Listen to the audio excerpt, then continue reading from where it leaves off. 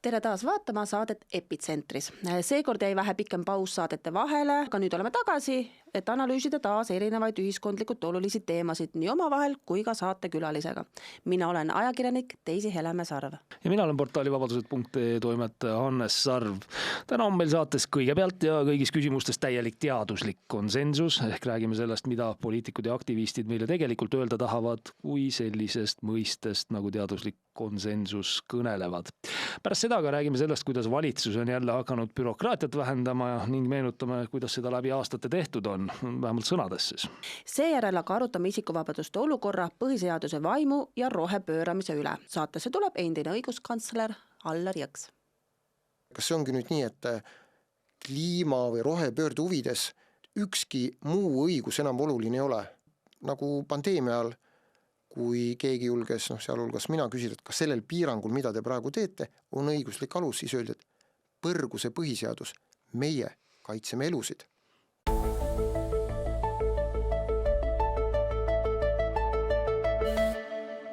Meil on teile ka palve, et aitaksite meie sisul jõuda rohkemate inimesteni. Kõige lihtsam on seda teha, kui märgite meie saated meeldivaks ja jagate neid oma sõpradega. Aga hakkame siis pihta ja liigume jälle Epitsentrisse.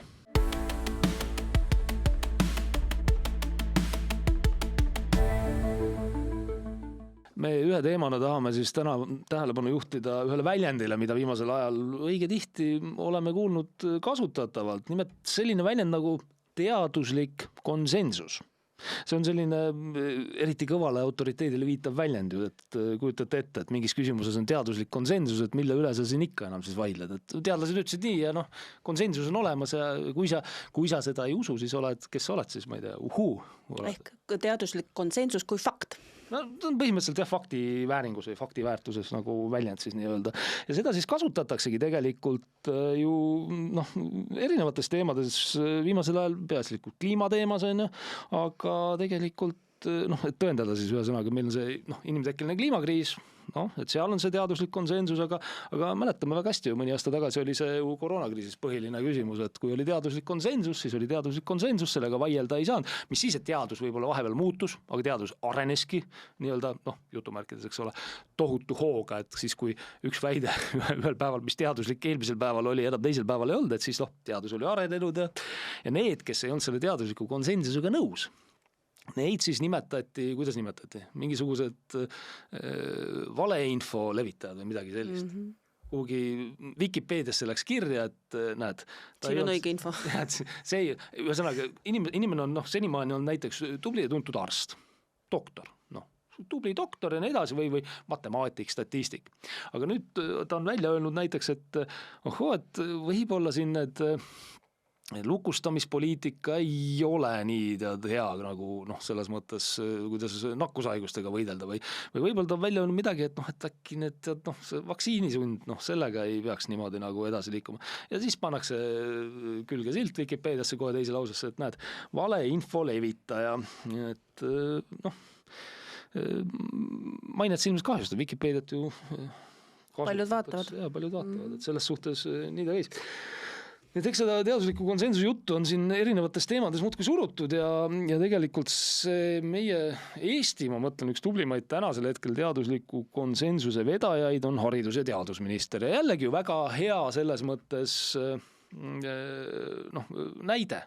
Haridus- ja teadusminister, väga oluline teadusfunktsionär, eks ole Eestis, tema ütleb, et mingis küsimus on teaduslik konsensus, kuidas ei ole siis? Tuleb ja ütleb näiteks, et kuule, nagu ta on siin öelnud, me oleme seda enne käisile toonud, kuule, et teaduslik konsensus on see, et sugusid on rohkem kui 2, sotsiaalseid sugusid, eks ole, kas on üle 20, alla 20, seda ei tea, rohkem kui 2, mis vaidled siin enam, on midagi vaielda. Ei, aga teaduslik konsensus on, mis ma vaidlen? Ehk siis need on need soomääratlused, aga tegelikult sellesse küsimus nagu ongi, et mis asi see teaduslik konsensus siis lõppkokkuvõttes on, et küsimus ei ole selles, et mõned uhuu-teadlased on siin omavahel nüüd kokku leppinud, vaid see mõiste iseenesest ongi funktsionaalse tähendusega. See ongi selle asja probleem, et ta viitab autoriteedile, ta viitab sellele, et miski kõrgem kogu justkui on meie eest midagi, nad on uurinud, ta on teadus ju tegeleb teatavasti uurimisega, ta on jõudnud selgusele ja siis ta ütleb, et ahaa, nii on. Ja kuna sa autoriteediga vaielda ei saa, siis sa võid ju lolliks jääda, kui sa sellega vaidlema hakkad. Aga siis ongi selle soololluse kõrval olulisem teema, mida siin teadusliku konsensuse abil tegelikult nügitakse, ongi siis kliimateema, on ju. Et eelmises saates me ka siin rääkisime, et võib-olla see hüsteeriline seisukord kliimateemast läheb üle, aga pärast ilmselt ikka tundus, et et kliimaseadust ei tule, mis me rääksime selleks ole. Aga nüüd see ikkagi tundub, et soovitakse nagu edasi nügida seda teemat järjest. Ja see oli nagu siuke hetkeline seisak või tagasiminek, et minna jälle nagu suure hooga edasi. Vähemalt nii mulle praegu paistab. Ja ei, selles suhtes tundub küll niimoodi, kliimaseadus ikkagi on jälle vajalik, ütleb see minister, kes alles ütles, et ei ole vajalik, mis ta nimi oli, Sutt on ju. Ja siin nende koalitsioonipartner, ütleme Reformierakonna koalitsioonipartner, Eesti 200, nende juht jälle, eks ole, Kristina Kallas, et tema on väga tugev selle kliimateaduse konsensuse, ütleme, eestkõneleja ja hiljuti ühes seal ETV debatisaates ta ütles midagi sellist, et kliimamuutus on suurim muutus 21. sajandil ja ma tsiteerin teda. ma ei hakka videot mängima panema, kuna ETV-l on komme mõnikord teha see autoriõiguste kaebusi, ma olen aru saanud. ma ei hakka nende seda tsitaati sealt otse võtma. Aga tsiteerin Kristina Kallast. Kõik, kes seda eitavad, et see muutus meile mõju avaldab, tegelikult eitavad seda, mida teadlased on meile ammu konsensuslikult väitnud, et see juhtub. Ja me oleme tegelikult juba nägemas, et seda juhtub. See on inimtekkeline, see on inimmõjuline, tulla ka seda eitama on põhimõtteliselt eitada teaduslikku konsensust. Ja jällegi eelkõige see viimane osa sellest tsitaadist. Kliimamuutus on inimtekkeline, selle üle, kui palju see on inimtekkeline, kui palju looduslik ja kui hull asi on, sa vaielda ei saa, sest just kui on olemas mingisugune konsensus, mis ütleb, et nii on ja kui seda esile tood, see ei tähenda lihtsalt seda, et mina nüüd usun, et see konsensus on selline, vaid see tähendab seda, et sellele peavad järgnema, vaadake, kriis on suur probleem on, sellele peavad järgnema poliitikad ja need poliitikad tähendavad tegelikult siis kliimaseadust ehk täiendavaid piiranguid kodanikele, ettevõtlusele, aga loomulikult ka uusi makse. Kliimaga seotud igasuguseid makse, millega siis nügitakse seda inimest käituma teistmoodi, kui me oleme seni käitunud. Aga küsime siis selle äärele, mis asi see teaduslik konsensus on, et jah, paljud inimesed on kindlasti kuulnud seda väidet, et 97% teadlasi on ühel meelel, et kliimamuutus on inimtekkeline. 97%, et mõni isegi telesaatejuht on seda teinekord kuskil kasutanud, et keegi seal vaidleb vastu. Ei, 97%. Seda korrutatakse aina, tõepoolest. Seda väidet, 97%, nii. Aga kas me tegelikult, ütleme, need inimesed teavad, kus kohast see väide üldse pärineb. Rahva sekka ilmselt ta läks 2013 Ameerika Ühendriikide toonase presidendi Barack Obama ühe Twitteris tehtud postituse kaudu. Et ta seal postituses kirjutas 2013 aastal, et 97% teadlastest on ühel nõul, et kliimamuutus on päris, inimtekkeline ja ohtlik, inglise keeles, eks ole. Tegelikkuses on muidugi peale vaadates tegemist absurdse väitega, aga sellega poolest tal on tegelikult nagu oma taust. Et jah, ta ei võtnud seda lihtsalt suvaliselt, et 97% teadlasi niimoodi ütleb, vaid ta ütles seda ühe teadustöö põhjal, mis on ka 2013 aastal pärit, kus siis väideti, et läbi on vaadatud pea 12 000 kliimat puudutavat teadustööd ja 97,1% neist kinnitas inimtekkelist globaalset soojenemist. Aga see väide on ju tegelikult tänaseks ümber lükatud. Täpselt. Et see oli üks teadustöö, jah, Cook oli ja teised või kes selle autor oli. Ja nüüd kohe tegelikult selle järel uuriti siis, mis see nende metoodika on ja öelda, ei ole sellist asja. Nende teadustöö järgi tegelikult, nad olid seal arvestanud 97% konsensuse sisse ka tööd, mis tegelikult ei võtnud selles küsimuses ühtegi seisukohta ja kontrollisid kõik need üle ja leidsid, et 12 000 tööst, umbes 12 000 uuritud tööst, sellise väite esitas ainult 41. Nii et mitte 97%, vaid 0,3%. aga noh, see muidugi ei takista selliseid väiteid nagu edasi esitamast, et 2021 üks järgmine, see on üks keskkonnaaktivist autor Mark Lynas, tema tegi ka üle sarnase töö ja tema juba väitis, et üle 99% teadlastest on kinnitanud, et meil on see kliimamuutus on inimtekkeline. Sarnane väide, sarnane metoodika, selline, ütleme, et saada seda tulemust, mis ta tahtis, aga see lükati kohe ümber.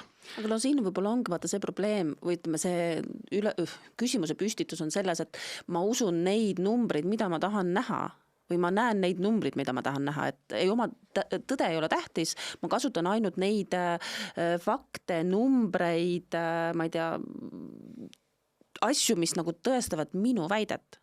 Absoluutselt. Ja ma püüan vaiba alla lükata need, mis on, ütleme, esitavad küsimusi selle väite kohta või siis lükkavad ümber seda väite ja seda funktsionaalsust ongi sellest tajuda, et neid numbreid kasutavadki kõik need kliimaaktivistid, ma ei tea, seal ÜRO peasekretär, kes räägib kliimakeemisest ja ka meie poliitikud, aga tegelikkuses ei ole sellist numbrit ja isegi kui oleks, siis see ei omaks ka tähtsust, sellepärast et teadus ei ole konsensusel, ta ei põhine ju konsensusel. Et kui mõned teadlased lepivad omavahel kokku, et me mõtleme nüüd niimoodi, siis tegelikult see ei tähenda seda, et teised teadlased ei või teistmoodi sellele probleemile ju läheneda. Teadus ei saagi olla selline, kus ei tohi küsimusi küsida, et sellisel juhul ju ei oleks tegemist enam teadusega, et sellist teadust harrastati Nõukogude Liidus, eks ole, Lõssenko juhtimisel, lõssenkism. Ja see sama kehtib kliima osas täpselt samamoodi, et selles mõttes minust märksa paremini oskabki selle tegelikult kokku võtta ju William Happer, ta on füüsik ja Princeton ülikooli emeriitprofessor, ta on USA Teaduste Akadeemia liige ja võitnud palju mainekaid teadusauhindu, et tegin temaga ise tegelikult ka hiljuti intervjuu, aga laseme tal siin siis korra selle teema kokku võtta, et palun William Happer. Science is determined by how well your understanding agrees with observations. If you have a theory and it agrees with observations, then the theory is probably right. But it's right not because all your friends agree with it. It's because it agrees with observation. You make a prediction, and if you do an experiment to see whether the prediction is right, if the experiment confirms it, then the theory is probably okay. It's not okay because everybody agrees with you that your theory is right. And so that's what the climate scientists are trying to claim, that science is made by consensus. It's not made by consensus. There really is a science that is independent of people. There is a reality that could care less what the consensus is. It's just the way the world works. And that's real science. Aga kui Happerit ei usu, siis soovitame teadusministril ja teistel ka näiteks teadusfilosoofe lugeda, et võib-olla mõjub värskendavalt, võtad kätte Toomas Kuuni või Karl Popper ja saad ka siis targemaks, eks ole. Jah, tarkade inimeste mõtete lugemine kellelgi mööda külgi maha ei jookse, aga läheme siit nüüd edasi ja kohe räägime sellest, kuidas bürokraatiaga tuleks toime tulla.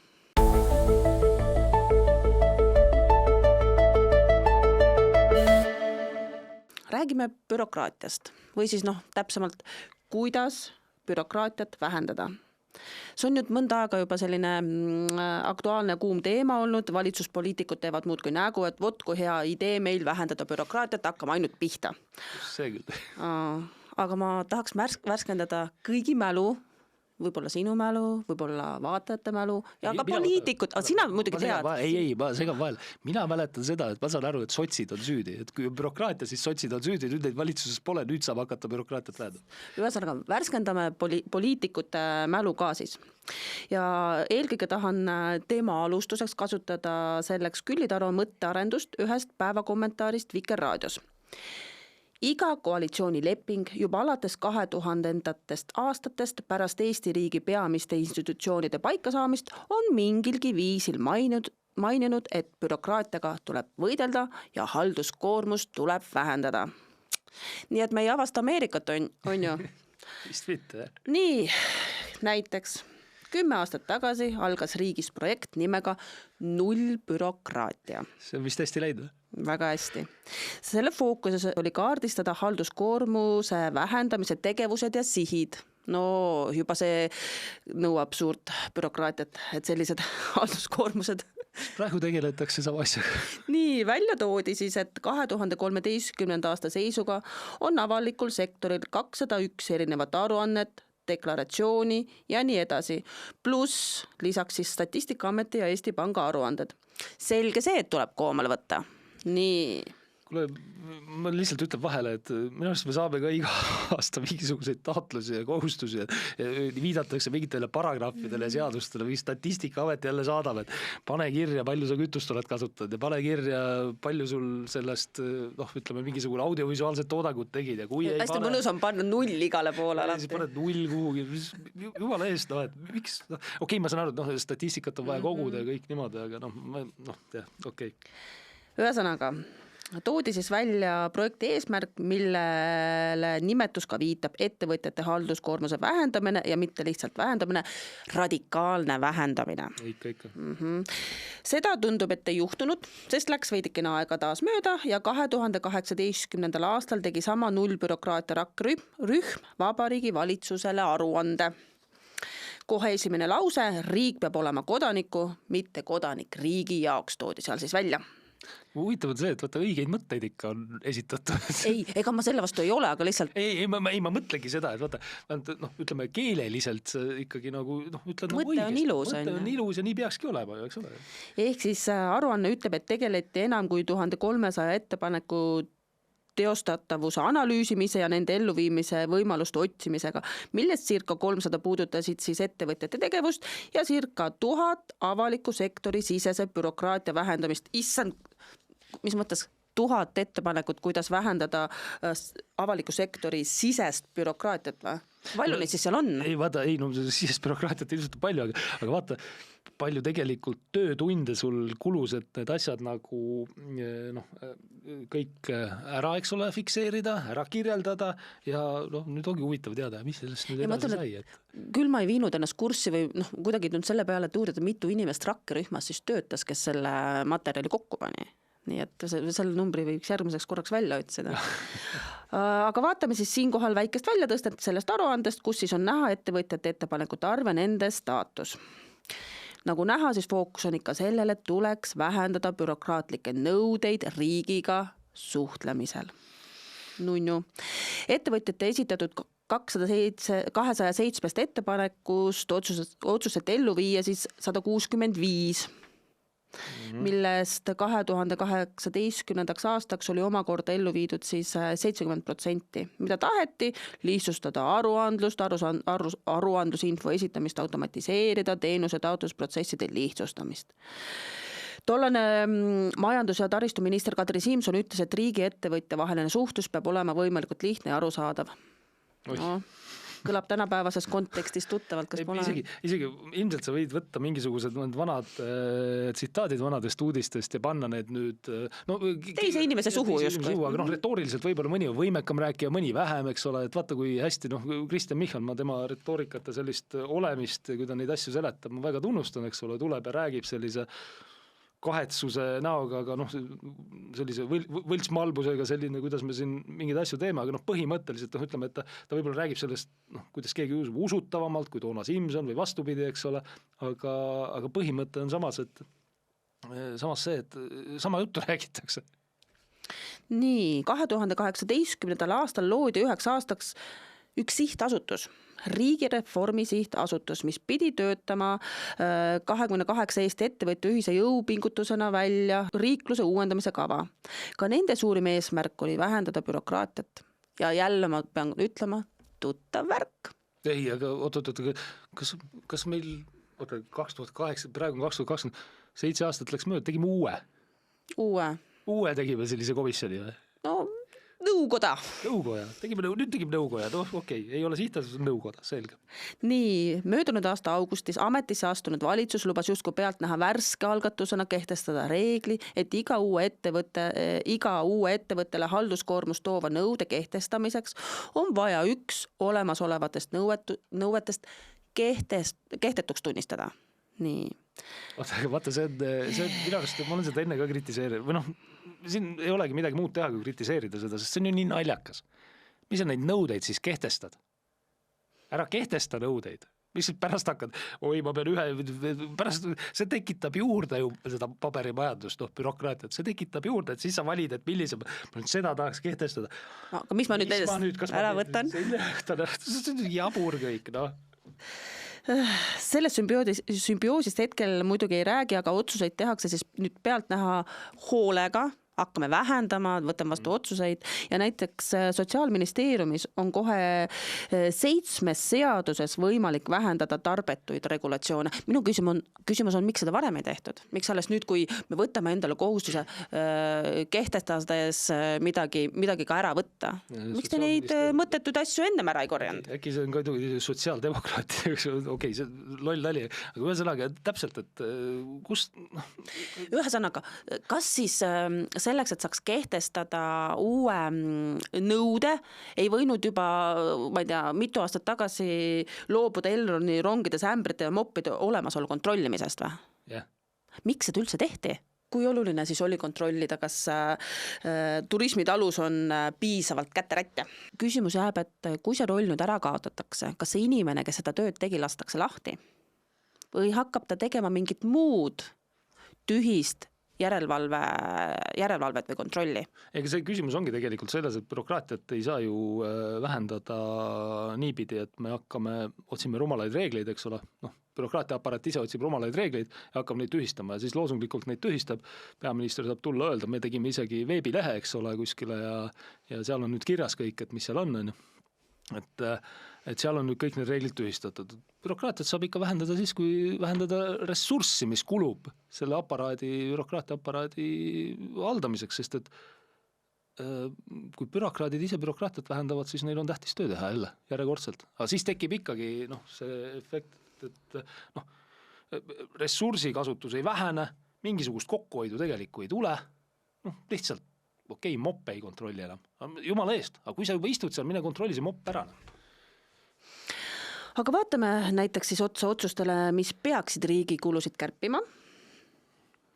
Seal on reaalselt ainult 3 asja hetkel. Ja neis on tegelikult keeruline näha sellist kokkuhoidu. Räägitakse, et riik ei pea maad ära ostma siis mingist nahkhiirte rõngastamisest ja veel loodusobjektide kaitse alla võtmise korrast. Kus see kokkuhoid sealt tuleb? Ei, selles mõttes, ma mäletan siin sotsiaalmeedias jooksis pärast seda sotside valitsust välja viskamist jooksis mingisugune see Milei stiilis, eks ole, Argentiina president Javier Milei sellise, ma ei tea, ütleme, stiilis Reformierakonna noorek kuskil mootorsaega jooksid vist Toompeal ringi või oli mingi selline pilt. Aga see ei ole see. Ma soovitan teil uurida, mida siis on tehtud või isegi see, et USA eeskujuks teiste asjade, ütleme, puhul seal on kahjuks praegu paraku see USA eeskuju küsimus nagu ta on, aga kokkuhoiupoliitika mõttes, et kuidas ja mismoodi seda teha saab, pigem ma siis soovitan vaadata, mida Argentiinas tehtud on. Ehk siis küsimus on, et kas läheb nii nagu alati, et see sama uusvana valitsus pakub meile päris kokkuhoiu ja bürokraatia vähendamise asemel hoopis mingit näitemängu. Auhinna võiks siis sellest anda muidugi taas meie tänasele peategelasele haridus- ja teadusminister Kristina Kallasele, kes on mures, et tegelikult meie riik on hoopis õhuke. Dokumentide läbitöötamine on ülisuur töö ja see maht on äärmiselt suur, et see kohati läheb üle inimvõimekuse piiride, mis see maht on, mida üks minister või üks Riigikogu liige tegelikult peab suutma täna läbi töötada. Ja olgem ausad, et kärped ja ametnike koondamise nõudmine ei tee seda asja paremaks, vaid teevad tõenäosus, et vead sisse tulevad tegelikult suuremaks. Eesti on ametnike arvu poolest väga õhuke riik. No ma ei tea, olles riigisektoris töötanud, vaadates, kes seal töötajate kontaktidel on, mulle küll isiklikult ei tundu, et riik nii väga õhuk on. Seda enam, et kui meil on võimalik kontrollida inimestel Elroni moppe või lugeda kokku, ma ei tea, nahkhiiri. No absoluutselt, et siis sellisel juhul meil ikkagi vist on ruumi tegeleda mingite asjade kokku tõmbamisega, aga ma endiselt rõhutan, et see on ressursi küsimus puhtalt. Kui sa võtad ressursi ära, raha võtad ära või ütleme, sa ei kogu seda raha isegi soovitavalt kokku, eks ole, maksudena. et see on ju põhiline küsimus, kuidas see puudutab meie kõigi, eks ole, vabadust iseenda raha kasutada ja nii edasi, et kui sa maksad selle riigile ära, siis maksud rikuvad, eks ole, seda vabadust ja riik võtab selle ära, siis sellisel juhul, kui riik seda ära ei võtaks, siis tal ei jääks ruumi tegeleda selliste rumaluste väljamõtlemisega ja olekski palju lihtsam. Ma tahaks ühe ääremärkuse öelda, et mis mind sellistes sõnavõttudes tihti häirib, on see, et riik on õhuke, jutu puhul viiakse jutt hästi kiiresti päästjatele, õpetajatele, politseinikele, eemale neist riigiteenistujatest, kellest mina tegelikult räägin, et ei tasu, ühesõnaga, see on nagu ääremärkus, see on nagu see, mis mind häirib. Et öeldakse jälle, et mis te tahate siis õpetajad, ametnikke on niikuinii vähe ju. Niimoodi öeldakse. Kas peame politseinikke vähendama? Ei, see ei ole see. Just.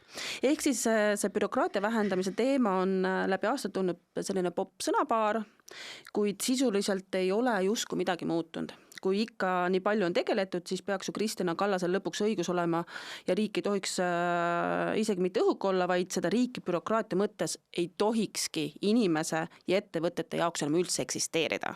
Ja me vist ei ole väga efektiivne riik, kui me 20 aastat oleme tegelenud sellega, või palju me vaatasime 10 viimast. Aga see ei ole ju nii.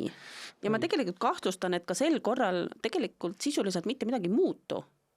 Mis siin muutuda saab? Ilus veebileht tehti sinna, saad vaadata. See on, kui me salvestame saadet, siis see on 27, et seal eelmine nädal oli veel 26, nüüd pandi üks juurde. Ehk siis siinkohal... Ettepanekuid siis, mida vähendada. Just. Ehk siis siinkohal tasub kuulata Jürgen Ligi, kes räägib, et riigiametnikele on hoopis palka juurde vaja. Ta ütleb, riigiametnike ministeeriumides ja muudes asutustes on umbes 3000, kes tegelikult hoiavad seda riigi kvaliteeti üleval, sõltumata sellest, missugused lambad valitakse lõpuks Riigikokku ja pannakse valitsusse.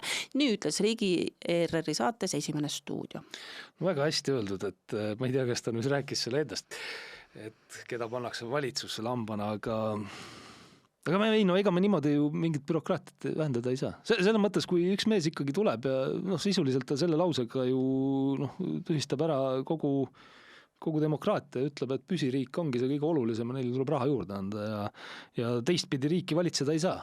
Nemad on professionaalsed valitsejad. Mis sa, Jürgen, teed seal? Mis teed seal siis? Päriselt ka, sind ei ole vaja. Ma paneks ise ameti maha, või mis ta ise arvab endast, teda on ka sinna valitud, ta on ka lammas. Okay.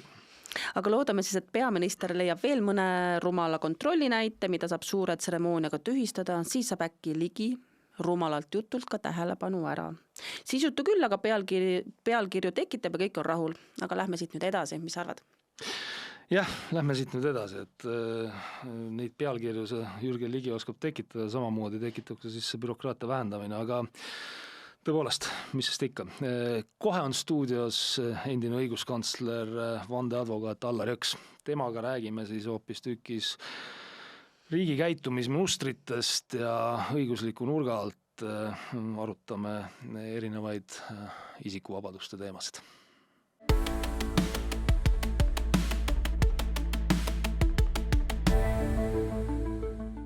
Ja nüüd ongi meil stuudios koha sisse võtnud endine õiguskantsler, vandeadvokaat Allar Jõks. Tere, Allar! Tere! No Allar, ma vaatan, sa oled siin päris mahuka teose kaasa võtnud, et vaatan, kuhu kaamerasse ma seda näidata saan siin parasjagu, et näed, Allar Jõks, õiguskantsler. Loe uuesti. Õigluskantsler, vabandust. Õigluskantsler, ja selle L tuleb... Väike vimka peab ka ikka sees olema, kui sa raamatut välja annad, muidu sa turule ei paista teiste eluluraamatute hulgas üldse silma. Jah, aga mis raamat see on siis?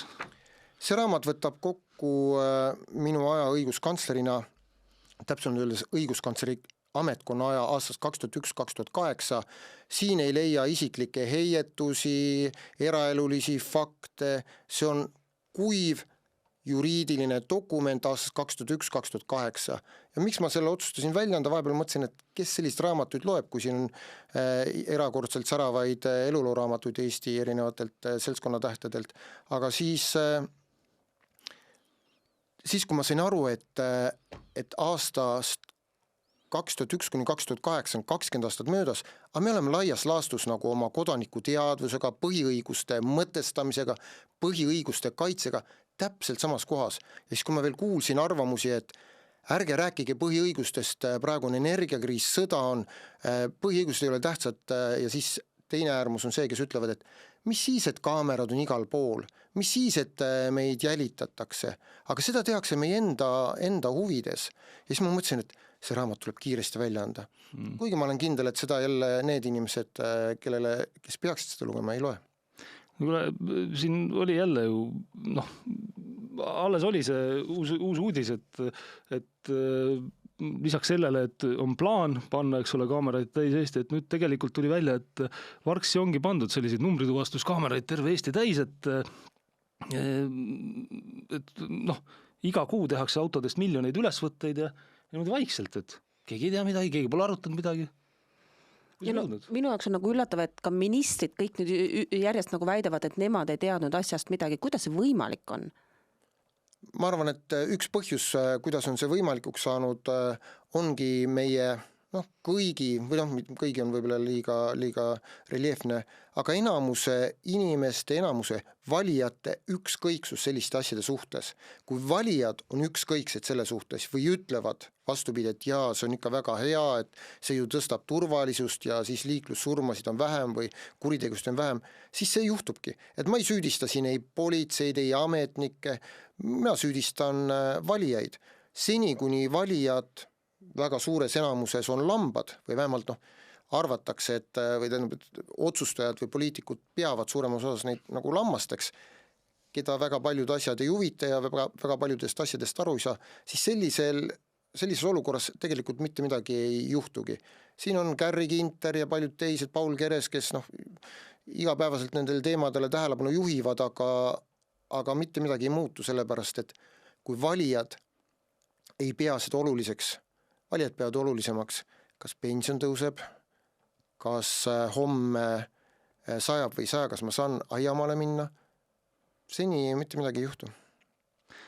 Eks siin on neid kaunis arusaamatuid väikesi näiteid on nagu päris palju, aga ma tooks sulle ühe näite veel sellise, et ega lammasteks ei peeta ainult valijaid poliitikute poolt, vaid kuidas Jürgen Ligi ütles siin just, et lambad on ka, ütleme, et lambad on ka Riigikogus ja isegi siis valitsuses, ma ei tea, kas ta siis ennast pidas silmas, aga küsimus on selles, et just targad ametnikud on kuskil, kes siis peaksid kõiki neid otsusi tegema, et see oli tema selline, ütleme, mingisugune loogika siin hiljuti ühes telesaates, et see ka kuidagi moodi nagu ei kõla kokku hästi sellise ma ei tea, demokraatliku vaimuga või millegagi, et see on riigiõiguslikult tegelikult ka oluline küsimus, et kas me saame ministri ametisse, kas me saame Riigikokku kõige paremad mehed ja naised ja vastus on ei saa. Ja miks ei saa? Sellepärast, et poliitika tegemise maine on väga paljuski, aga paljus ka ühiskonna enda süüdettu tegelikult väga, väga alla käinud. Seetõttu kõik need mehed ja naised, keda me kujutame ette, et võiks Eestis mingit muutusi kaasa tuua, positiivseid, need ei taha minna. Selles mõttes nagu Jürgen Ligi hinnang ei tegelikult oma reljeefsuses võib isegi päris täpne olla. No selles mõttes väga suur murekoht, et kui poliitikas on siis ainult need, kes seal kogu aeg on, nad ju kaotavad minu meelest ära ka selle, ma ei tea, suhte rahvaga, sest nad on oma selles silotornis, ega nad ei näe nagu suuremat pilti, mulle tundub. Ja demokraatia üks sellistest nagu toimimisreeglitest on see, et paigal seis on tagasiminek ja kui keegi jääb võimu juurde liiga kauaks, siis ta kipub ennast pidama või oma erakonda või tagatuba eksimatuks. Sama asja me tegelikult see, kuidas ühiskonnas on, see tegelikult peegeldub erinevates eluvaldkondadesse. Just üleeile teatasin liitumisest tiim Klaavaniga. Ja tegelikult täpselt samal põhjusel, et mulle meeldib, kui ühiskonnas toimuvad muudatused, kui ühiskonnas julgetakse mingitele paradigmadele, seisukohtadele, kivistunud seisukohtadele nagu vastu hakata. Aga ma mõtlen tunnetuslikult, et alustame sellest, et teatud teemad on samad, mis 20 aastat tagasi, kui sa olid õiguskantsler, vaatad sinna tagasi, ikka, eks ole, nüüd tehnoloogiliselt on midagi muutunud, aga mulle teatavas mõttes tundub siiski, et need kriisid, need samad kriisid, mida sa ka mainisid, et mis te üldse tegelete selle teemaga, et meil on siin see kriis, teine kriis, kolmas kriis, et need kriisid on ikkagi natuke on sellist võimu ja kodaniku nagu suhet ikkagi või selle suhte tasakaalu teise kohta ikkagi nihutanud või kuidas sulle tundub, on see kuidagi võim on, ma ei tea, laiendanud oma sellist haaret ja tunneb, et ta võibki teha mingeid selliseid asju ilma, ma ei tea, siis mingisugust tagasilööki saamata, et lihtsad näited, et politsei läheb ja võtab, eks ole, ütleb, et me keelame selle meeleavalduse ära sellepärast, et seal võib tulla, ei pruugi tulla, aga võib tulla mõni ebasobiv loosung, mida meie ei taha, et seal oleks. Sellega ma nõustun, et tasakaal põhiõiguste ja riigi nii-öelda vajaduste vahel või riigi käitumise vahel, see tasakaal, ma ütleks, et ei ole isegi mitte natuke, vaid päris palju juba kaldu riigi poole. Kui ma ütlen riik, siis ma mõtlen siin kõikvõimalikke avalikke huvisid. Avalik huvi on kindlasti avalik kord, julgeolek, rahva tervis, kui me mõtleme pandeemia peale,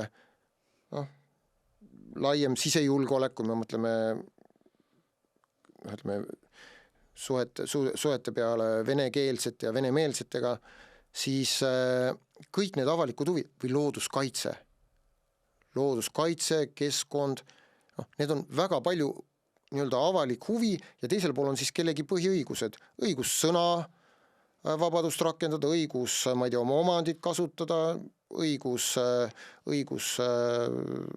ennast vabalt väljendada, siis see on väga paljus kaldu riigi poole ja põhjuseks on minu arvates see, et need kriisid, mis peaks olema tegelikult hea õppetund või hea võimalus nii-öelda põhiõigusi uuesti nii-öelda lahti mõtestada, mida tähendab kriisi ajal näiteks kogunemisvabadus või pandeemia ajal, millised piirangud võiksid olla lubatud või mitte, siis kriisi ajal tegelikult on see läinud riigi poole kaldu ja siis on õigustatud nii, et ärge muretsege, see kriis saab mööda, siis tuleme jälle nagu tagasi. Ja kõik teavad, mis tegelikult juhtub. Valesti sisse tallatud rajal on pärast ka mugav sammuda. Ei pea nii palju põhjendama, ei pea nii palju kaasama.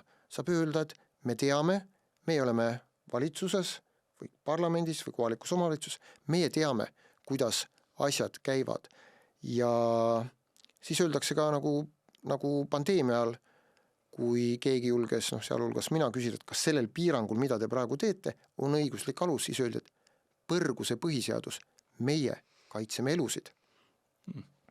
Ja sealt see erosioon nagu järjest läheb. Alati võib öelda, aga Eesti on ju õigusriik, nõus. Kui keegi ütleb, et Eesti oli õigusriik või õigusriigi kriis, ma selle äärmusliku ütlemisega ka ei ole nõus, aga ma ütlen, ma näen tendentse ja kui me praegu sellest ei räägi, siin pidurit ei pane, siis minu 4 lapselast saavad elama riigis, kus õigusriiki võib-olla enam ei ole. Ja selles kontekstis on hästi oluline, mida teeb kohus. Kohtusüsteem kõige laiemalt. Mida teeb kohus? Sellepärast, kui küsida, et milline on kõige olulisem põhiõigus, alati võib öelda, et vabadused on olulised ja aga minu arvates kõige olulisem on, kas meil on toimiv kohtusüsteem, mis kaitseb inimesi või mitte. Ja siin on ka mõned probleemid, millele ma hiljem tahaksin tähelepanu juhtida. Ja see kohtusüsteem vist on niimoodi, et see kohtusüsteem peab kaitsma inimesi just nimelt võimukuritarvituste eest, nagu ennekõike, seda pead silmas? Just. Aga kuidas sa tunnetad, seesamane, nimetasid see pandeemia, koroonakriisi, kuidas sa tunnetad seda, et siin 5 aastat sai mööda, eks ole, sellest koroonakriisist, sa oled tegelikult kirjutanud väga hea artikli sellest just nimelt kohtuvõimu kasutamisest, või ütleme siis kohtuvõimu abil selle, ei tea siis, võib-olla öelda see koroonakriisi analüüsimisest, et siis kohtud justkui ei analüüsinud seda ja tegid valitsusele katet, et see oli sinu üks sõnum siin mõni aeg tagasi kirjutatud arvamusartiklis. Aga see laiem küsimus on see, et kas me sellest kriisist konkreetselt, mis puudutas seda tervisekriisi, oleme teinud sellised vajalikud järeldused või mitte? Minu arvates ei ole ja sellepärast ma selle artikli kirjutasingi, sest ma tahtsin, et kohtusüsteem vaataks ka väga sügavalt nii-öelda endasse sisse, et millised olid need otsused, mida me kriisi ajal tegime, millised otsused kriisi ajal olid õigustatud ja millised mitte. Nii nagu Terviseamet tegi mingi 2 aastat tagasi, et olla järgmiseks kriisiks valmis. Ma kardan, et Eesti kohtusüsteem ei ole järgmiseks kriisiks valmis. Ja mind see kodanikuna ja advokaadina väga häirib. Kodanikuna sellepärast, et ma tahaks loota, et kohus kaitseb mind. Ja advokaadina sellepärast, et ma ei saa oma tööd hästi teha. Kui teie peaksite minu juurde tulema, et kohtulikku kaitset, siis on mõned teemad, mõned vaidlused, mille puhul ma pean teile ütlema, et Annes ja teisi. Ma ei soovita kohtusse minna, te kulutate aega, raha, närve, aga lõpuks halduskohus teeb mida? Ta parandab ära haldusorgani, on selleks valitsus, kohalik omavalitsus, vead. Ja ütleb, et mis siis, et see haldusakt riigi poolt ei olnud väga hästi põhjendatud. Aga siin kohtumenetluse käigus nüüd me ikka saime aru, et ju neil oli õige eesmärk. Sest kui ma olen 10 aastat ka kohtunik olnud, see oli küll muidugi eelmisel sajandil, aga siis oli nii, et kui haldusaktis oli puudusi, siis see tühistati ära, öeldi, et kuulge, sõbrad, tehke see asi korda. Nüüd on nii, et seda kohtumenetluses sa võid seda nagu parandada, koos lubab haldusorganil parandada ja tulemus on see, et teie pöördusite oma rahaga, pöördusite riigi vastu ja mida halduskohus teeb? Halduskohus õpetab, toetab haldusorganit teie raha eest. See ei ole reegel, on väga tublisid halduskohtunikke, väga tublisid lahendeid, aga ma näen seda ohtu ja sellele tuleb tähelepanu juhtida. Ühesõnaga, kohus lasi sileda toruna põhimõtteliselt läbi siis valitsuse seisukohad, ma saan aru, nagu selles suhtes, et nad väga ei kommenteerinud seal midagi, ütlesid, et võib-olla siin natuke on siit sealt. Ma ei tahaks sattuda kohtunike viha alla. Ma ei tahaks sattuda advokatuuri aukohtusse. Ma seetõttu selle sinu väljendit ei korda, aga ma ei karda kellegi pahameel alla sattuda, kui ma tunnen, et kusagil on nagu probleem ja sellel tuleb tähelepanu juhtida. Aga mina kuulan ja sa räägid ka siin sellest, et sina ei taha kodanikuna, et see asi juhtuks või et sina kodanikuna või ei taha, et sinu lapselapsed elaksid mitte õigusriigis. Aga mina käin ringi, suhtlen inimestega, pigem nagu nooremapoolsete inimestega, aga neil on ükskõik. Aga miks see nii on? Kas me oleme kuidagi nagu liiga lihtsad, ütleme, laiemate probleemide jaoks? Mugavaks muutunud nende asjade puhul või? Mugavus on kindlasti üks põhjus. Teine põhjus on, kui me räägime noortest, siis loomulikult ei tohi noorte puhul ka teha üldistusi, et noored on hukas või vanasti olid noored, kui meie noored olime, siis oli kõik kuidagi parem. Aga näiteks minu 5-aastane poeg, kui ma midagi ütlesin kodus, et nüüd tuleb seda teha, siis ta ütles, et teie ei otsusta minu õiguste üle. Ja mulle see tegi, et alguses väga vihale, siis ma mõtlesin, jumal kui õige. Tema pärast ma ei muretse, aga väga paljud noored esiteks saavad kodust kasvatuse kätte, kui nende vanemad ei pea seda oluliseks. Põhiõigusi, kohtusüsteemi toimimist, siis ei pea ka nemad. Teiseks kõik see, mida noored nagu oluliseks peavad või mida nad loevad. Võib-olla või millist saateid nad kuulavad, et teie saatel on ka siin nagu tänuväärne nii-öelda tühimik täita. Aga teatavas mõttes ikkagi see samane tagasi tulles selle kriisi ja ütleme riigi võimkonna laienemise juurde, siis mulle ikkagi nagu tundub see ka selles aspektis oluline ära tajuda või aru saada, et riik laieneb, eks ole, tänu sellele paljud endale ressurssi nii-öelda kaasab selleks, et laieneda ressurssi, kui ta kaasab, siis laieneb ka riigiaparaat, eks ole, ja siis riigiaparaat hakkab tegelema igasuguste asjadega, mis võib-olla tal muidu ei tuleks pähe, millega tegeleda. Et kuidas sa sellesse suhtud, et meie riik kaasab ju aina rohkem ressurssi maksude näol? Ma olen sellega nõus, et mida rohkem on ametnikke, seda rohkem on ka ülesandeid, mida ametnikud peavad endale välja mõtlema või mida neile kantakse. Ja see omakorda tekitab sellist haldussurvet, et siin see seos on ju ilmselge. Ja siin me jõuamegi tegelikult bürokraatiani. Tänuväärsed viimased 2-3 kuud on ju avalikus arutelus või avalikus meediaruumis see bürokraatia teema minu mäletamist mööda esimest korda saanud nagu väga tugeva tähelepanu osaliseks. Isegi ju see valitsuskoalitsioon nüüd muutus. Vähemalt üks põhjus toodi, et üks osapool valitsuskoalitsioonist ehk sotsid liiga palju nagu tahtsid keeldude käskudega Eesti elu arendada. Et see on väga tänuväärne, et nüüd 2 kuud räägitakse bürokraatiast, liigsetest reeglitest, halduskoormusest, aga minu arvates sellega tegeletakse nagu valest otsast. Selles mõttes, et praegu on ju erinevad komisjonid, töögrupid, esitage arvamusi, ettepanekuid, mida võiks kusagil bürokraatlikest reeglitest vähendada. See on iseenesest oluline, aga minu arvates ei minda juurpõhjuseni. Juurpõhjus on see, et kusagilt saeveskist tuleb samal ajal neid asju nagu juurde. Me praegu nagu tagajärgedega võitleme, vaatame, kus mida. Kui sa oled mingi piirangu teinud, siis selle mahavõtmine on tegelikult juba keerulisem. Seal on kulud ja erinevaid nüansse tuleb juurde, aga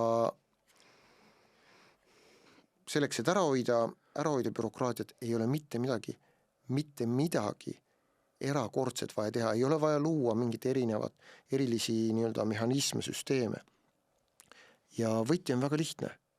Iga seaduse, iga määruse kehtestamisel kehtiv seadus näeb ette, et tuleb hinnata mida? Selle kooskõla põhiseadusega. Kuidas ta mõjutab inimeste õigust omandit kasutada, liikuda, ja kui seda ei ole analüüsitud, siis sellisel juhul see piirang, mis on ebaproportsionaalne ja bürokraatlik, see tegelikult tulebki. Ja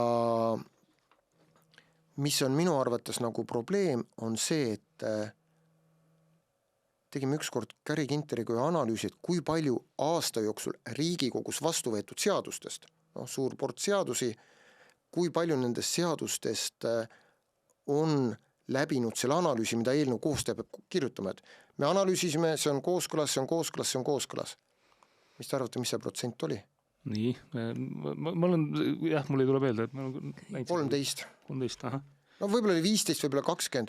Kujutage ette, 13% juhtudest me analüüsime, kas see piirang on põhiseadusega kooskõlas.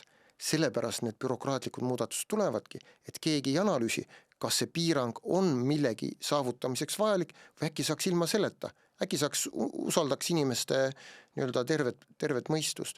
Kui tegite 13%, see on umbes samasugune, et te lähete lennukiga sõitma ja te teate, et vaid 13% lennukitest on tehnooldus tehtud.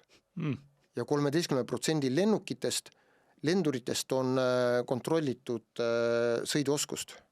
Ja kui sa sellises võrdlusse paned, siis sa saad aru, et see on tegelikult väga suur probleem. Ei, absoluutselt, aga küsimus on see, nimetasid hästi seda, kuskilt saeveskist tuleb aga juurde. Tuleb aga juurde. Kus see saeveski on? Me teame ju, see saeveski on, me oleme Euroopa Liidus.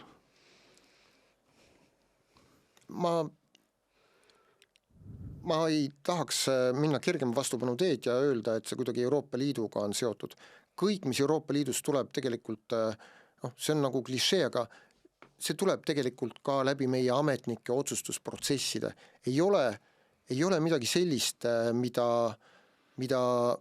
mille kohta Eesti ei võiks öelda, et stopp, me seda ei võta üle, sellepärast et see tekitab Eesti kauplustele, kui nad peavad kõik need 10 000 ruutmeetrit parklaruumi nagu üles kaevama, see tekitab sellise kulu.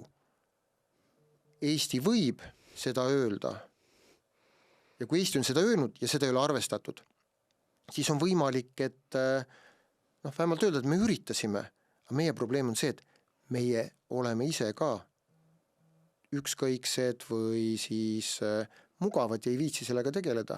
Ja selles raamatus, mis siin laua peal on, siin on suurem osa tegelikult ligi kolmandik ehk 300 lehekülge on sellest, kuidas Eesti põhiseadusesse sai kaitseklausel, mis ütleb, et Eesti võib kuuluda Euroopa Liitu, aga arvestades Eesti Vabariigi põhiseaduse aluspõhimõtteid.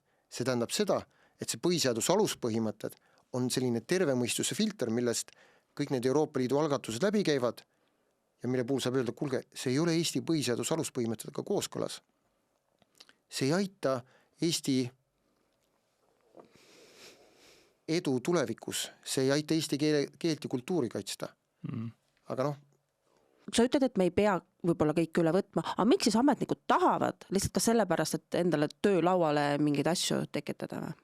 Võib-olla see oleks selle liiga lihtne vastus, et tahavad nagu tööd lauale. Punkt 1 on võib-olla see, et väga paljudes valdkondades puudub ametnikel teadmine. Ütleme, Euroopa Liidus tuleb nii suur maht asju peale ja ma olen kindel, et paljudes teemades, mis Eestit ei puuduta või veel ei puuduta või me ei suuda ette näha, et see võiks puudutada, me ei oska seda nagu näha.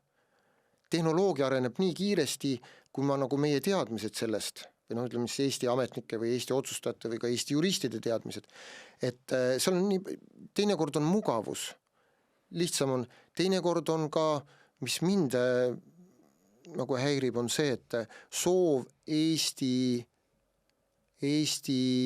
eeskujuna näidata. Siin see puurikanade keelustamise eelnõu, ma seda kritiseerisin ainult selle tõttu, arvati, et ma olen nagu vihkan kanasid, aga minu arvates ka kanade puhul me peame vaatama, et kas see on nagu Eesti huvides. Aga seal see põhjendus, peamine põhjendus oli see, et kui me seda teeme, kuigi Euroopa Liidus sellist nõuet ei ole, siis me saame näidata ennast eeskujuna, Eesti saab näidata ennast eeskujuna ja see aitab meid see aitab Eestit välispoliitikas. Ja meie kuvand kuidagi kuvand läheb paremaks, me oleme nii, aga see, kuidas see mõjutab Eesti maalase söögilauda, toidujulgeolekut, seda ei analüüsi mitte keegi, nii et seal on nagu väga palju põhjusi, mis veel tekitab bürokraatiat ja mis põhiõigustele väga negatiivselt mõjub, on kõik võimalikud need initsiatiivid, algatused selle kohta, et teeme nii, et õigusrikkujaid on kergem karistada. Ma olen, võib-olla te olete ka kindlasti kuulnud, et konkurentsiseadus, see kuulus konkurentsiseadus, mis peaks nüüd suured haldustrahvid ja ette nägema ja Konkurentsiametile andma volitusi juurde ja kõik nii. See on tegelikult väga kaua seisnud, menetluses ei ole veel edasi jõutud ja seda sellepärast, et Konkurentsiamet, kes selle eelnõuga saaks võimu juurde ja see on kõik väga okei, et ta saab teatud volitusi juurde, aga tema tahtis saada tulemust, kus oleks võimalik lihtsamini isikuid karistada. Ühel koosolekul üks väga kõrge Konkurentsiameti inimene ütleski, et see on selle jaoks, et me muidu ei saa ju õigusrikkumisi tuvastada. Mõelge nüüd, me vähendame põhiõiguste garantiisid, me vähendame isikute õigusi selleks, et neid saaks kergemini süüdi mõista, noh, põhjendus oli umbes see, et aga konkurentsikuriteod on ikka nii rasked ja seal väga raske on nagu muidu nagu tuvastada. Peidetud. Peit ja kõik nii edasi. Ja siis me oleme selle üle nagu vaielnud. See on väga ohtlik tee, mida Konkurentsiamet vähemalt varem siin mõni aeg tagasi nagu aga mis see detail seal täpselt oli? Vaata, et ma saan aru, et see probleem oli veel selles, et kuidagi need ettevõtted siis peaksid andma informatsiooni, mis neid ennast kuidagi võib süüdlasena näidata.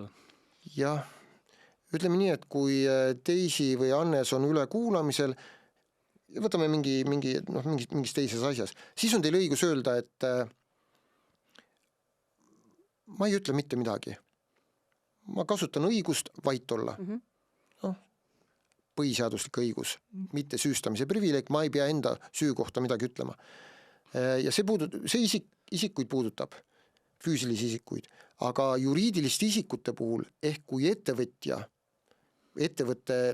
on ka ju mingi kehand, aga seal on ka esindajad. Ja kui sina oled näiteks ettevõtte esindaja ja öeldakse, et palun esita tõendid selle konkurentsikuriteo kohta, konkurentsi rikkumise kohta, siis sina ei saa keelduda. Sa pead tooma sinna andma selle paberi, mida lugedes on kõigil selge, et see sinu esindav ettevõte on toime pannud konkurentsirikkumise. Ja selle üle nagu vaidlus käibki, sest Eesti põhiseadus minu arvates annab ka juriidilistele isikutele õiguse mitte ennast süüdi tunnistada. Ja süüdi tunnistamine ei ole mitte alati see, et jah, mina, Allar Jõks, olen süüdi. Aga kui ma esitan, sina oled uurija ja ma esitan sulle tõendi ja sa seda tõendit loed, sa saad aru, et ma olengi süüdi. No. Nii et selle üle vaidlus käivad. Ja sellega seoses oli üks lause, mille peaks eesti keeles mille kasutamise peaks ära keelama. See on see, et ausal ei ole midagi karta. Seda ütles Konkurentsiameti peadirektor ühel koosolekul. Ausal ei ole midagi karta. Ja ma reageerisin sellele, ütlesin, et minge küsige Kajar Lemberi käest, keda 7 aastat 7 eurose juuksuri lõikamise pärast mööda kohtuid venitad. Minge küsige Olav Kuklase ja kohtunik Vavrenjuki käest. Minge küsige nende käest. Ausal ei ole midagi karta. See lause iseenesest seda kasutatakse üsna laialdaselt sellises kontekstis, kui on vaja õigustada just nimelt riigi mingisugust protseduurika või võimu laiendamist, jälgimist, mida iganes. Aga see ongi see, et millest peakski aru saama, et millest me nagu ka alustasime, et kodanikena me ikkagi see on see, mida me ei vaja just nimelt või see on see, mida me ei taha ja millel on omad nagu ohud just nimelt selle tõttu, et seda kõike saabki teatud tingimustel, nagu sa välja tõid konkreetsed juhtumid, aga poliitilistel tingimustel, poliitilise võimu muutuses, mis iganes, kõiki selliseid reegleid saab ära kasutada kurjasti ja see ongi see, mille mina aru saan, et peaks nagu seadus kaitsma meid sellest, suvaõigusest. Just, ja mina arvan, et kui ma veel kusagil kuulen mõne otsustaja käest või ametniku suust seda lausest, et ausal ei ole midagi karta, siis ma kindlasti teen mingisugused T-särgid omal kulul, kus on kirjas, et ausal on alati karta. Kusjuures ma tahtsin öelda, et selle sama numbrituvastussüsteemiga tuli see sama lause, mina kuulsin mitmelt inimeselt, et kui sa midagi ei tee halvasti, sa ei pea ju kartma, las olla, sa kustutad ära ju varsti. Õige õlma ei hakka keegi. Kuule, aga Allar, räägiks rohepöörde teemadel, sa oled tegelikult selles teemas ka olnud kriitiline, eks ole? Et just nimelt selline, kuidas sa oled kirjutanud, et rohepööre paneb demokraatia proovile, et äkki sa kuidagi laiendad seda mõtet või et mis sa seal silmas pead? Ei ole teemasid, mille suhtes ma ei ole kriitiline olnud, et ma ise ka vahepeal mõtlen. Kriitik, elukutseline kriitik. Võib-olla, ma ei ütleks, et vaba mõtle, aga tegelikult õiglus kantsler. Tegelikult tahaks vahepeal ka headest asjadest rääkida, kiita ja muideks, kui minu poolt juhitud Teenusmajanduse Koja parima halvima seaduse konkursikomisjon kuulutas parimad halvimad seadust välja, siis parima seaduse me kuulutamegi välja sellepärast, et tunnustada, kiita parimaid praktikaid, sellepärast, et lapse vanematena ja me kõik ju teame, et kui sa last kiidad, see töötab alati paremini kui see, kui sa tegelikult last nagu laidad, ütled, et nii ei tohi teha. Aga kui me tuleme rohepöörde juurde, siis see teema, need teemad leiavad tegelikult mind ise üles, et kas ma loen seda nagu kodanikuna või siis advokaadina tulevad kliendid mu juurde ja siis küsivad, et kuule, et kas see ongi nüüd nii, et kliima või rohepöörde huvides ükski muu õigus enam oluline ei ole. Ja rohepöör on kõige tähtsam. Ja eriti kui see sattus ajale, ütleme see rohepöörde üle, ma julgeks seda nimetada, üle tähtsustamine langes ajale, kui me olime väga tugevas energiakriisis, sõda käis, meie merekaablid, energiakaablid Soomega olid kahjustatud ja siis kuulen täiesti tõsiselt inimesed ütlevad, et põlevkivi tootmine, kaevandamine tuleb kohe ära lõpetada. Ja siis ma mõtlesin, et kuulge, maja põleb. Ja teie räägite sellest, et tuleks maja katust hakata värvima. Ja kuidas see rohepööre mõjutab demokraatiat negatiivselt, seal on hästi lihtne seos. Seos on see, et kui kogu see kliima ja rohepöörde temaatika, see on nii ajaliselt nagu seda hirmutatakse, et kui kohe midagi ette ei võta, kui homme midagi ei tee, siis on nagu kõik nagu läinud. Mis tähendab seda, et demokraatlikke otsustusprotsesse enam ei saaks hästi läbi viia, sellepärast, et kohe tuleb midagi teha. Aga seadusandlik protseduur on ju selline, et algatatakse seadus, kaalutakse mõjude hindamine, nii kaasatakse, aga sellega taheti nagu nii-öelda kiiresti läbi sõita, mõjude analüüsi ei tehtud. Teine asi, vaadake, eelmisel aastal toimusid valimised 74 riigis korraga. See on esimest korda maailma ajaloos, kui ühel aastal nii palju valimisi toimub.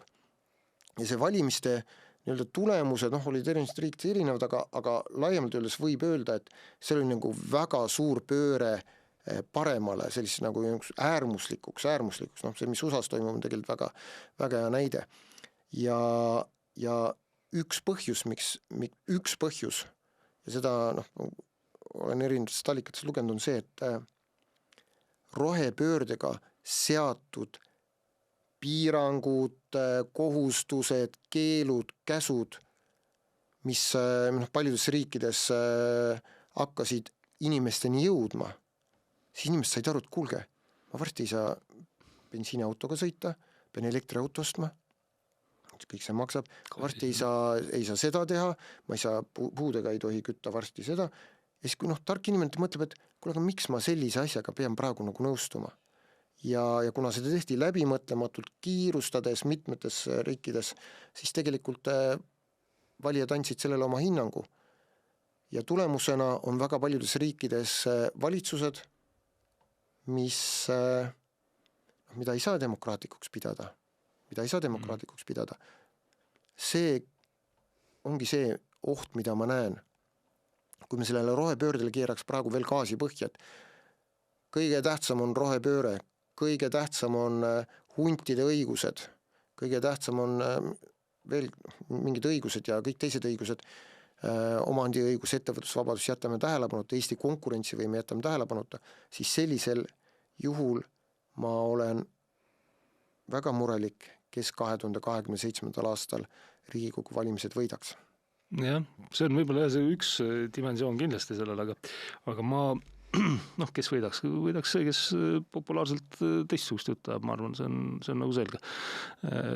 Ja veel, siin võib veel mingid erakonnad tulla siin seda pinda valimisteele on tegelikult päris viljakat pinda on päris palju, et sellise äärmusliku poliitikaga meie teame, meie otsustame, meie päästame. Eesti huvid kõigepealt, sealt see on üks Pandora laegas, mille avanemist ma tahaks ära hoida ja mille ärahoidmiseks tegelikult on ka seesama tasakaalustamine vajalik. Jaa, aga ma tahaks siia lisada veel selle dimensiooni kõrvale tegelikult selle, et ma mingis mõttes ikkagi võrdleks seda selle samase koroonakriisiga, seda sama kliimakriisi asja. Ja selles koroonakriisis oli, nagu on ka kliimakriisis, meile väidetakse, et kõik on selline teadus ja teaduslik alus ja nii edasi. Koroonakriisis lõpuks tuli siiski välja, et see teadus nii kindel ei olnud, mille alusel neid otsuseid seal tehti ja see pidevalt nagu muutus. Et see on nagu selge. Ei maksa ju keegi isegi ei eita seda nagu tagantjärgi lihtsalt ei räägita sellest nii palju, enam ma ütleks Ei niimoodi. ole oluline. Ja, on ka imelik rääkida, kui sa oled ennast nurka värvinud mingi jutuga, eks ole, ja siis hakka nüüd oma seisukohta siin sõnu sööma ühesõnaga. Kliimakriisiga ma ütleks, et samamoodi viidatakse selle teadusele. Eks seda teadust võib nüüd üks ühelt poolt hinnata, teine teiselt poolt hinnata, mina hindan ühtemoodi, teine teistmoodi, eks. Aga mis mul sulle see küsimus on tegelikult see, et millal või milline see alus võiks nagu olla selleks, et just minna põhiõiguste kallale ja põhimõtteliselt öelda, et eksperdid ütlesid, eks ole, minna põhiõigustega, mida need eksperdid siis ütlema peavad, kui kindel see alus peaks olema? Ekspert on erinevad, kaasa arvatud kliimakriis. Siit me jõuame väga olulise teemani ja selleks on see, et kõik olulised muudatused, on see siis rohepöörde läbiviimisel, mõjude analüüs peaks olema, kuidas mingi samm mõjutab keskmise inimese hakkama saamist, Eesti konkurentsivõimet, regionaalpoliitikat, tööhõivet, töötuid, mitu inimest langeb vaesuspiirist allapoole. Kas te arvate, et neid analüüse tehakse? Mõjude analüüse ei tehta. Ja toon näite siin lihtsalt disclaimeri korras, et olen MTÜ Eesti Turbaliitu esindanud, aga sealt tuleb lihtsalt üks ilus näide. Kui te olete tähele pannud, siis turba kaevandamine on kuidagiviisi nagu sellises avalikus ruumis saanud sellise kuvandi, et see on väga halb. See on praktiliselt hullem kui kanade puuris pidamine või põlevkivi kaevandamine. Ja selle tõttu kliima hukkubki kohe. Tegelikult kui sa guugeldage natukene, seal on mingid ajakirjanikud, kes on nagu selle endal südame asjaks võtnud. Ja kliimaseaduse selles esimeses versioonis tabelis oli ju öeldud, et turbakaevandamine lõpetab kohe ära. Kõik seda ei tohi teha. Vot väga hea, et sina oled seda lugenud, aga ja siis hakkasin nagu kliendi käest küsima ja selgus, milles on asi. Mõjude analüüs on tehtud täiesti valesti. Seal kliimaseaduse eelnõu esimeses versioonis lähtuti sellest, et 98% vist või 98% turbast läheb kuhu? Ahju. Brikettahju. Aga need ametnikud olid ära unustanud selle, et juba aastaid, võib-olla isegi aastakümneid, 96% läheb turbasse, kasvusubtraatidesse, mis tegelikult loob uut nii-öelda, see on täiesti teine. Ehk selle kliimaseadusega oleks juhtunud selline asi, et sa lähed põlvega arsti juurde, et sul põlv valutab, aga sul küünarnukk lõigatakse ära. No täpselt nii ongi. Ei, mina seda turba asja, vaata, seda sama, mis mul ema geoloog, ema rääkis seda meile siin ükskord, et see just Turbaliidu see esindaja andis intervjuu kuskil mingi hea. Aga mul on see kogemus sellest kasvuturbast aastast 99 poisikesena käisin Turbarabas suvel tööl. Et Hiiumaalt kõik läks otse Hollandisse, eks ole sinna. Ja ei ole niimoodi, et oleks vaja ahju, et oleks vaja mingit CO2 arvutada, aga näed, kabinetis sünnib huvitavaid asju. Täpselt. See tähendabki, et vaata nagu kaine mõistus või loogiline mõistus on lihtsalt või mõtlemine on ära kadunud. Et lihtsalt vaadata. Maha jätnud. Kuskilt pahetnud, aga kahtlemata neid mõjusid on ju veel, mida võiks arvestada. Et minu arvates kas või see sama mõju, või ma ei tea, kuidas see hindab, kas seda peaks arvestama, et see sama mõju, et ükskõik mida me siin teeme, paneme põlevkivi kinni, suur asi. Aga mingid väiksemad asjad, lõpetame, turvas juba oli, eks, paneme kõik autod elektri peal siin sõitma, Eestis näiteks linnas keelame ära, paneme elektritaksod, võtame vastu vesiniku tanklaid teeme, eks ole, riigi rahast teeme vesiniku tanklaid hästi kalleid ja paneme siis 20 Bolti autod vesinikuga sõitma, väga hea.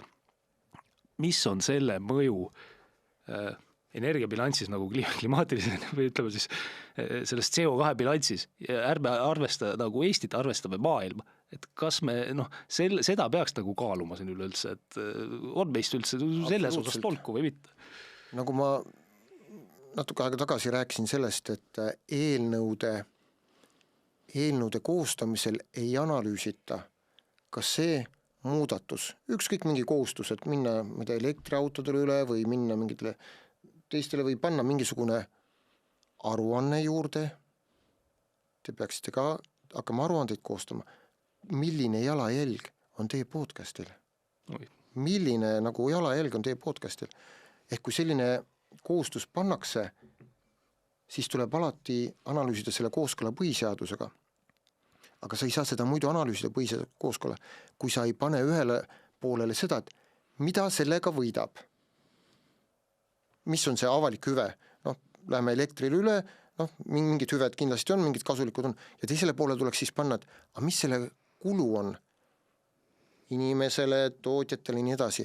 Ja seda tegelikult ei tehta. Ja kuna mõjude analüüsi ei tehta, siis sa ei saa ka hinnata, kas see on põhiseaduspärane või mitte, sest sul ei ole kaalukausil, sa ei tea millega, mida kaaluda. Ja muideks, tulen tagasi meie jutu alguse juurde, et mina esindasin Riigikohtuni Mustamäe spaad koroona küsimustes.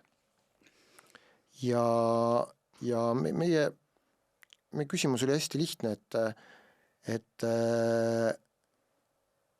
kas valitsus oleks pidanud analüüsima seal neid erinevaid põhiõigusi või mitte, aga seal öeldi ainult seda, et avalik huvi, rahva tervis on väga oluline. Ja ei kaalutud seda, et mitu inimest kaotas seetõttu töö, sest kui ettevõte peab kulusid rohkem kandma, tulu tuleb vähem, siis 10-20 inimest kaotab tõenäoliselt töö. Mitu ettevõtted läheb pankrotti, kui me paneme, ma ei tea, mingid asjad keelame ära. Kõiki neid asju pead panema ühele kaalule ja teisele kaalule paned selle, et näiteks, et kui me praegu ei sulge, koroonaaeg ei sulge, ma ei tea, seda, neid kauplusi või neid meelelahutuskohti või spaasid, siis ma ei tea, 2 inimest sureb ära või 3 või 5. Et see kaalumine peaks umbes selline olema, et siis on midagi kaaluda, aga koroona ajal siia teisele kaalule, et mis see avalik huvi on, sinna ei pandud seda. Seal öeldi lihtsalt, et avalik huvi on rahva tervishoid, õigus elule. Ja kui sa niimoodi abstraktselt räägid, siis sellega on väga raske vaielda. Sest alati öeldakse, et kas sa tahad, et inimesed surevad ära? Aga ma ütlen, et ma tahaks näha statistikat. Milline on Eesti haiglavõrgu koormus sellel konkreetsel hetkel? Kui haiglavõrgu koormus on väga suur, iga päev läheb inimesi raskes olukorras, on üks asi, aga kui haigla koormus enam ei ole väga suur ja need haigestumised ei lõppe enam surmaga näiteks, või lõppevad, ma ei tea, mis need mingid väiksemad kõrvalnähud on, siis ma ütleks, et võib-olla siis see sulgemine enam ei ole nagu põhjendatud, aga seda kaalumist ei tulnud, raiuti ainult nagu nende loosungitega, avalik huvi, rahva tervishoid ja täpselt sama, millest me rääkisime natuke, et keelame koosolekud ära kõik nii, siis ei julgeolek, seal võib midagi halba juhtuda, aga tegelikult tahaks nagu analüüsi näha, et kui üks inimene karjub Vabaduse väljakul, et Jõest mereni, kas see on siis ohtlik või? Mis siis halba juhtub? Mis siis halba juhtub? Kui 1000 inimest marsivad ja võivad muutuda, ütleme nii, et emotsionaalselt ülesköötuks, see on jälle teine asi. Et sellist kaalumist meil reeglina ei toimu. Ja täpselt samamoodi on nende kaameratega, nüüd me jõuame nagu tõmbame alguse nagu lõpu kokku. Kaameratega täpselt samamoodi. Mis on see hüve? Kas me sellega püüame kinni, et meil on üle riigiline numbrituvasus, kas me püüame kinni või hoiame ära või tuvastame, ma ei tea, 2 kuritegu rohkem, 10 kuritegu rohkem, 100 kuritegu rohkem ja siis vaatame, mis teisel kaalul on. aga ega see teisel kaalul, ma ei tea, võib ju pidada ka ju abstraktseks päris, eks ole, et kui ma ütlen, et sellel teisel kaalul on see, et seda süsteemi saab igal ajahetkel pahatahtlik valitseja hakata kasutama kuritarvitama. Et see ongi risk, see on üks risk, mida tuleb teisele kaalule panna. Aga siis öeldakse sulle, et kuule, mis jutt see on õigusriik ja meil on reeglid. Ausal ei ole midagi karta. Et siis üsna rumal on niimoodi vaielda inimestega, et kuidas ausal ei ole midagi karta. Aga niimoodi saab kõik vaidlused ära. Sellel väga raske on vaielda, jah.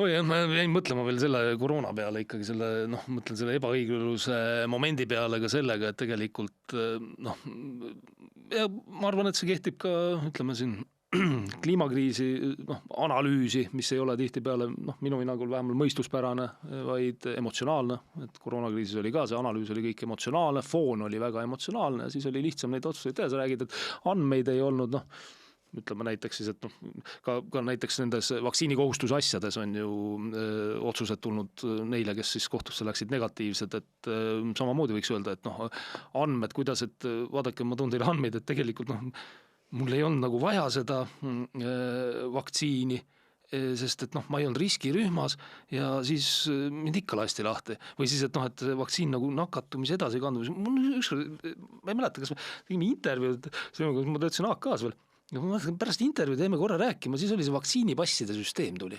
Just. Ja siis ma küsisin sult, et vaata, aga kui ikkagi tuleb nüüd nagu selgelt välja, et nakatumist nad ära ei hoia, ja et riskid on niikuinii sellised jaotunud rohkem nagu riskirühmadesse.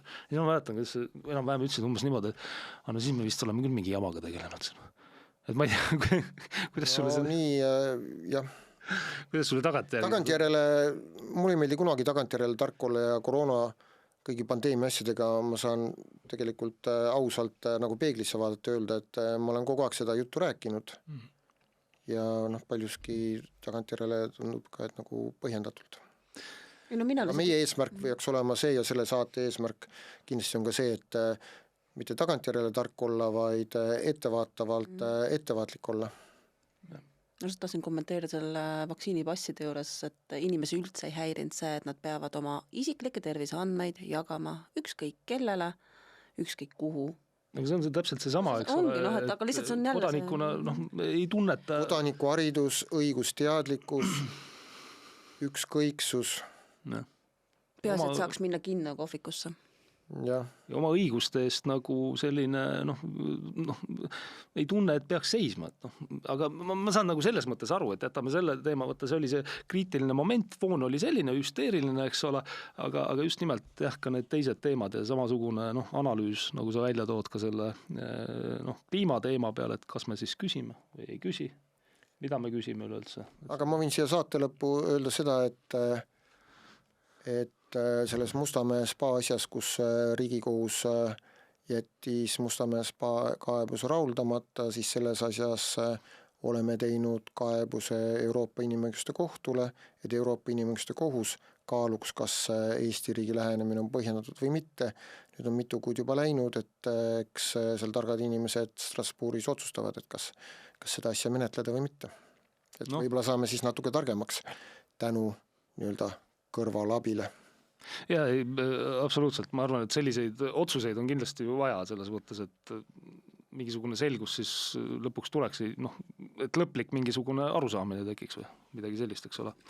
Aga jah, nagu sa, Allar, õigesti märkisid, et ma võtan, et saade on meil jälle kiiresti siin jooksnud ja saateaeg on tänaseks täis tiksunud, aga väga sisukas arutelu oli ja me väga täname sind, Allar, et sa aega said tulla ja oma raamatut muidugi tutvustada. Ja aitäh ja ma loodan, et kui te puhkusele lähete, et siis te võtate selle raamatu kaasa, loete läbi. Ma arvan, see on üks pagas ühik.